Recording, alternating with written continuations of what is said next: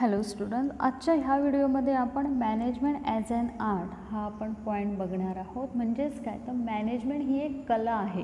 हा जो पॉईंट आहे तो आपण काय करणार आहोत बघणार आहोत की कोणत्या आधारावर आपण मॅनेजमेंटला ॲज अ आर्ट म्हणून काय करू शकतो, त्याचा ती कन्सेप्ट मांडू शकतो. म्हणजेच काय तर आर्ट्सची अशी कोणती फीचर्स आहेत जी मॅनेजमेंटला लागू पडतात ती आपण आजच्या ह्या व्हिडिओमध्ये बघणार आहोत. ओके, मग सुरुवात करण्यापूर्वी आधी आपण आर्ट्स म्हणजे काय ते समजून घेऊया. आर्ट्स म्हणजे काय तर कला, म्हणजे कुठल्याही व्यक्तीकडे असं वेगळं काही इनोव्हेटिव्ह जे काही गोष्टी असतात किंवा त्याची एखादी क्रिएटिव्हिटी असते त्याला आपण काय म्हणतो की ती त्याची कला आहे. बरोबर, म्हणजे फॉर एक्झाम्पल जो सिंगर असतो त्याच्यामध्ये काय असतं तर सिंगिंग ही त्याची काय असते, एक त्याचं स्पेशलायझेशन असतं. किंवा एखादा मूर्तिकार किंवा एखादा पेंटर असेल तर त्याची जी पेंटिंग काढण्याची जी पद्धत असते त्याला आपण काय म्हणतो ते त्याचं स्पेशलायझेशन आहे. म्हणजे एखाद्या व्यक्तीमध्ये एखादी गोष्ट ही इतरांपेक्षा ज्यावेळी वेगळी असते किंवा एखादा व्यक्ती इतरांपेक्षा एखादी गोष्ट वेगळ्या पद्धतीने करतो त्यावेळी आपण काय म्हणतो की त्याचं ते स्किल आहे किंवा त्याची ती आर्ट्स आहे. बरोबर, म्हणजे थोडक्यात काय तर ज्यावेळी एखादा व्यक्ती स्वतःकडचं जे इनोव्हेटिव्ह गोष्टी असतात किंवा त्याच्या माइंडमधली जी क्रिएटिव्हिटी असते ती ज्यावेळी आपल्यासमोर मांडतो आणि ती ज्यावेळी इतरांपेक्षा वेगळी असते त्यावेळी आपण काय म्हणतो की त्याच्यामध्ये ती काय आहे, एक कला आहे ज्याच्यामुळे तो इतरांपेक्षा काय ठरतो, वेगळा ठरतो.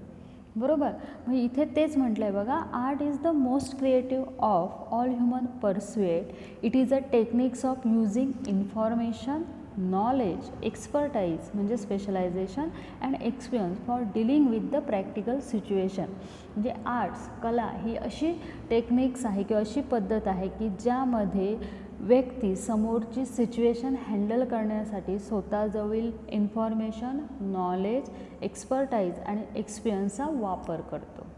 ओके, मग आता आपण काय बघणार आहोत, आपला जो मेन पॉईंट आहे की मॅनेजमेंट ॲज ॲन आर्ट. मॅनेजमेंटला आपण आर्ट्स म्हणू शकतो का, तर असे कोणते पॉईंट आहेत की ज्याच्या आधारावर आपण म्हणू शकतो येस मॅनेजमेंट ही काय आहे, एक कला आहे. आता हे पॉईंट सुरू करण्यापूर्वी आपण डेफिनेशन बघितली आहे मॅनेजमेंटची, ती जरा बघूया. मॅनेजमेंटची डेफिनेशन ज्यावेळी आपण बघितली त्यावेळी आपण बघितले होते एका डेफिनेशनमध्ये की मॅनेजमेंट ही एक कला आहे. त्या डेफिनेशनमध्येच त्याने काय केलेलं आहे, मान्य केलेलं आहे. कोणती आहे ती डेफिनेशन बघा, management as an art of getting the thing done through the effort of other. म्हणजे आपल्याला हवी असलेली गोष्ट आपण इतरांकडून करून घेतो, या कलेला काय म्हटलं जातं, मॅनेजमेंट असं म्हटलं जातं. म्हणजे त्या डेफिनेशनमध्येच त्याने ते कबूल केलं आहे, ती डेफिनेशन मांडणाऱ्या व्यक्तीने की हो मॅनेजमेंट ही काय आहे, एक कला आहे. ओके, मग आता आपण पॉईंट वाईज बघणार आहोत की कोणत्या पॉईंटच्या आधारावर आपण हे वाक्य काय करू शकतो, सिद्ध करू शकतो. ओके, मग त्यासाठी पहिला जो पॉईंट आहे तो बघा, मॅनेजमेंट इज क्रिएटिव्ह. त्यामध्ये म्हटलं आहे बघा, management is a creative art. Management is an art of decision making. Every manager has to select the best decision out of many alternative decisions available. His decision change along with the changes in the situation. This bring adaptability in the functioning of a business enterprise. म्हणजे काय तर management ही एक creativity आहे, एक काहीतरी नवीन करण्याची कला ही मॅनेजमेंटमध्ये दिसून येते. मग ती डिसिजन मेकिंगमध्ये असेल, ज्यावेळी एक मॅनेजर हा एखादी सिच्युएशन हँडल करण्यासाठी डिसिजन घ्यायचं ठरवतो त्यावेळी त्याच्याकडे भरपूर ऑप्शन असतात. मग त्या ऑप्शन्समधला कोणता ऑप्शन जर चूज केला तर तो आपल्याला फायदेशीर ठरेल याच्यासाठी तो स्वतःचं नॉलेज किंवा एक्सपिरियन्स असेल किंवा स्वतःचं स्किल असेल त्याचा तो वापर करतो आणि योग्य तो डिसिजन घेतो. बरोबर, म्हणून काय आहे की मॅनेजमेंट ही काय आहे, एक क्रिएटिव्ह थिंग आहे. ओके, त्यानंतर सेकंड पॉईंट काय म्हटलं आहे बघा, management is based on 3 factors. Management हे 3 गोष्टींवर डिपेंड असतं. काय म्हटलं आहे बघा पुढे, just like arts management based on 3 factors, judgement, feeling and intuitions. Management requires judgment in planning, forecasting and decision making. Management uses feeling in delegation of authority, supervision and in handling employees' grievance and intuition in leadership and on the spot decision. म्हणजे काय, तर ह्या तिन्ही गोष्टींवर management काय आहे किंवा हे 3 गोष्टी ज्या जजमेंट आहे, ओके, फिलिंग आणि इंट्युएशन, ह्या बेस आहेत की हे पाया आहेत मॅनेजमेंटच्या.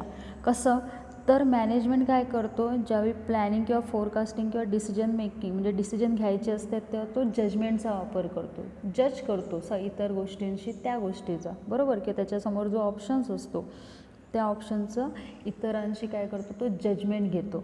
त्यानंतर फिलिंग आहे. फिलिंग म्हणजे काय, तर डेलिगेशन ऑफ ॲथॉरिटी, सुपरविजन, किंवा ज्यावेळी एम्प्लॉईजना तो हँडल करतो किंवा सुपरविजन करतो किंवा इतरांसोबत ज्यावेळी तो काम करत असतो त्यावेळी तो काय करतो, भावनिक विचार करतो, म्हणजे इथे फिलिंगचा विषय आला, ओके. आणि इंट्युएशन्स म्हणजेच काय, तर त्यामध्ये तो काय करतो आहे बघा, intuition in leadership and on the spot decision.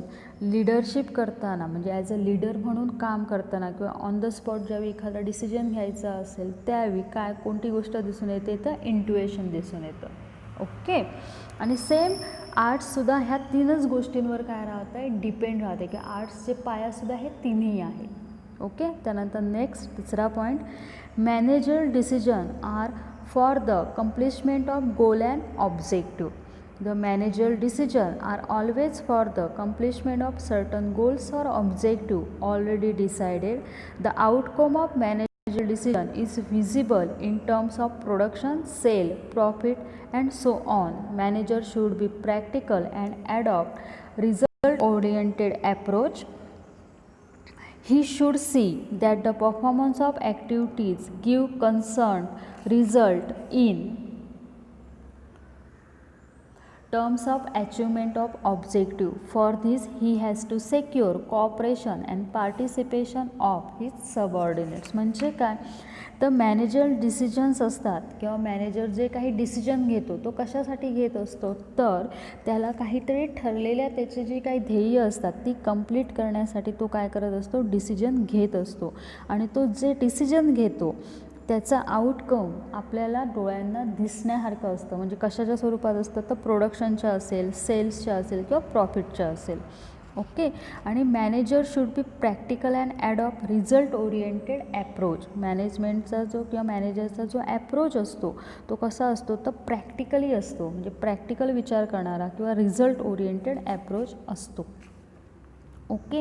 आणि हे सगळं करत असताना त्याला कशाची गरज असते, तर cooperation and participation of his subordinate. त्याचे जे सोबत काम करणारे व्यक्ती असतात त्यांचं कॉपरेशन आणि पार्टिसिपेशनची त्याला ती गरज भासते, ओके.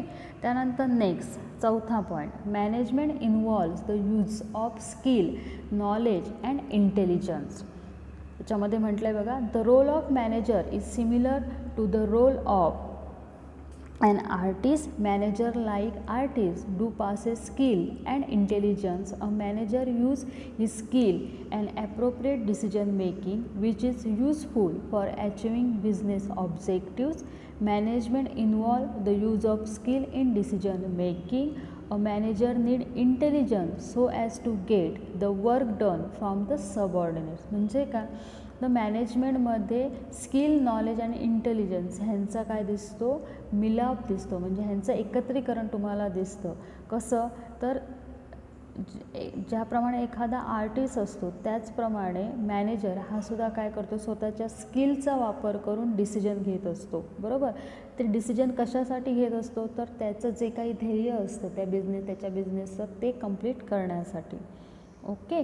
त्याचप्रमाणे त्याचं नॉलेज तो तिथे वापरत असतो. सेम त्याचप्रमाणे ज्यावेळी तो आपल्या हाताखालील व्यक्तींकडनं काम करून घेत असतो त्यावेळी तिथे त्याचं काय दिसतं, इंटेलिजन्स दिसतं, म्हणजे तो कशा पद्धतीने त्यांच्याकडनं काम करून घेतो आहे तिथे तो स्वतःचं काय करतो, ज्ञानाचा वापर करतो, ओके. हा झाला 4था पॉईंट. तर नेक्स्ट 5व्या पॉईंटमध्ये काय म्हटलं आहे बघा, मॅनेजमेंट इज इनोव्हेटिव्ह.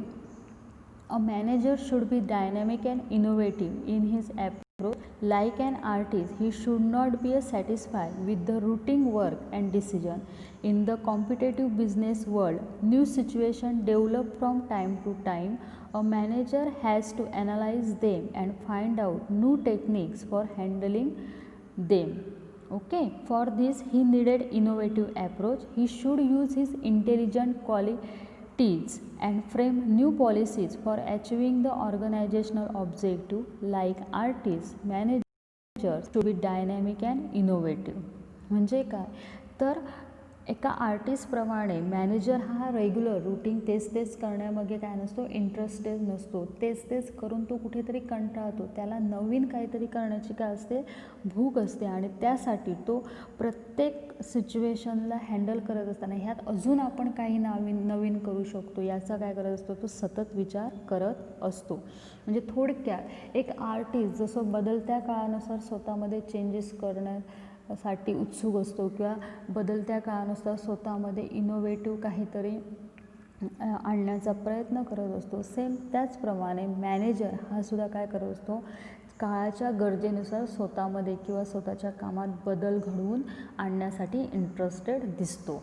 ओके. त्यानंतर लास्ट 6वा पॉईंट काय आहे बघा, individual approach. Every manager has his own style of administration. Like an artist, a manager practice the manager skill in which he is best.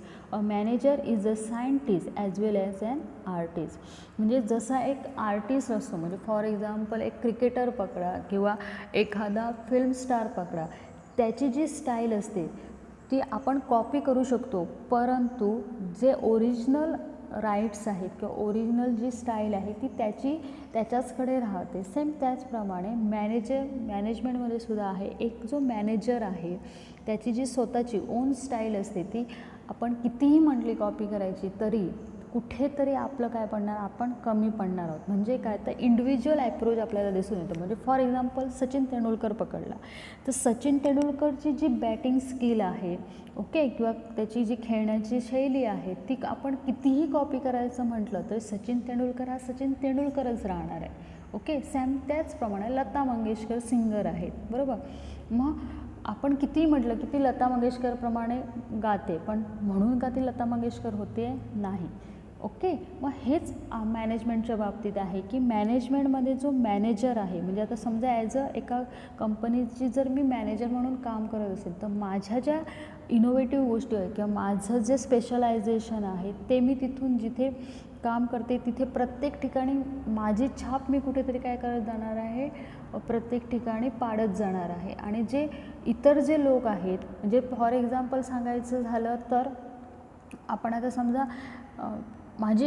Me as a manager म्हणून एखादा decision घेतला किंवा एखाद्या व्यक्तीकडे काम करून घेण्याची जी माझी पद्धत असणार ती मी केल्यानंतर इतरांना ते आपोआपले म्हणजे स्वतःहून समजणार आहे की येस हे ह्या व्यक्तीने काम केलेलं आहे. ओके. म्हणजे थोडक्यात प्रत्येकाचे काही असे गुण असतात जे कितीही म्हटलं तरी दुसरा काय करू शकत नाही, कॉपी करू शकत नाही. ह्याला काय म्हटलं जातं, इंडिव्हिज्युअल ॲप्रोच. ओके. म्हणजे आता जे आपण 6 पॉईंट बघितले त्याच्या आधारावर आपण काय म्हणू शकतो, येस मॅनेजमेंट ही एक काय आहे, कला आहे. तेच पॉईंट त्याने खाली आपल्याला काय केलं आहे, त्यांनी समरी टाईपमध्ये दिलेले आहेत बघा. Management is an art because it is a creative and innovative. It is involve the use of skill and intelligence. It is directed toward the accomplishment of well-defined objective. It involve initiative and use of skill in decision making. It is personalized. Every manager use his skill, experience and qualities while solving manager problems. म्हणजे काय तर हो, management ही एक arts किंवा कला आहे, कारण management creative आणि इनोव्हेटिव्ह आहे. म्हणजे नाविन्यपूर्ण आणि काय म्हणतात ते क्रिएटिव्ह म्हणजे नवनवीन शोध लावणारी आहे. त्याच्यानंतर मॅनेजमेंटमध्ये आर्ट्सप्रमाणेच काय केलं जातं, स्किल आणि इंटेलिजन्सचा वापर केला जातो. त्याच्यानंतर मॅनेजमेंटचं जे दिशा असते किंवा मॅनेजमेंटमध्ये जे काम केलं जाते कशासाठी केलं जातं तर एक त्यांचं जे काही ध्येय असतं त्या ध्येयपूर्तीसाठी काम केलं जातं. सेम त्याचप्रमाणे त्याच्यामध्ये मॅनेजमेंट काय करतो, जेव्हा एखादं डिसिजन घ्यायचं असतं त्यावेळी ते स्वतःच्या स्किलचा पुरेपूर वापर करताना दिसतो. सेम तसं management it is a personalise, म्हणजे प्रत्येक व्यक्तीनुसार मॅनेजमेंट स्किल काय होत राहतं, चेंज होत राहतं. ओके. आय होप तुम्हाला हा पॉईंट लक्षात आला असेल की मॅनेजमेंटला आर्ट्स का म्हटलं जातं. चालेल मग, थँक्यू.